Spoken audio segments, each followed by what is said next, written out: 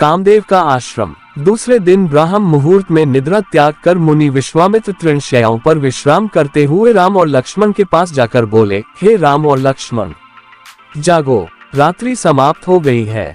कुछ ही काल में प्राची में भगवान भुवन भास्कर उदित होने वाले हैं।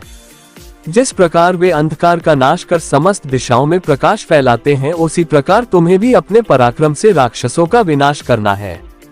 नित्य कर्म से निवृत्त हो, संध्या उपासना करो, अग्निहोत्र आदि से देवताओं को प्रसन्न करो, आलस्य को त्यागो और शीघ्र उठ जाओ, क्योंकि अब सोने का समय नहीं है। गुरु की आज्ञा प्राप्त होते ही दोनों भाइयों ने शय्या त्याग दिया और नित्य कर्म एवं स्नान ध्यान आदि से निवृत्त होकर मुनिवर के साथ गंगा तट की ओर चल दिए। वे गंगा और सरयू के संगम, जहाँ पर ऋषि मुनियों तथा तपस्वियों के शांत व सुंदर आश्रम बने हुए थे, पर पहुँचे।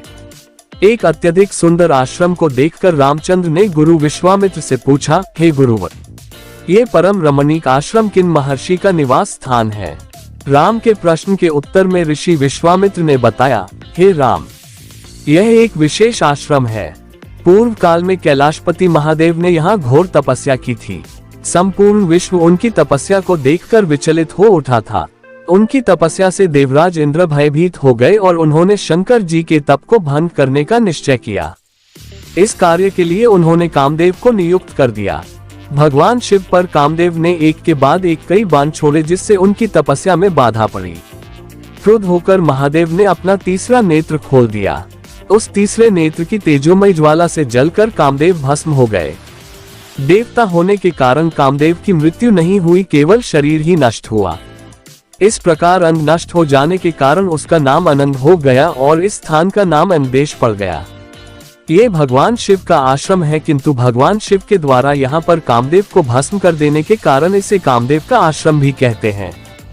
गुरु विश्वामित्र की आदेशानुसार सभी ने वहीं रात्रि विश्राम करने का निश्चय किया। राम और लक्ष्मण दोनों भाइयों ने वन से कंदमूल फल लाकर मुनिवर को समर्पित किए और गुरु के साथ दोनों भाइयों ने प्रसाद ग्रहण किया।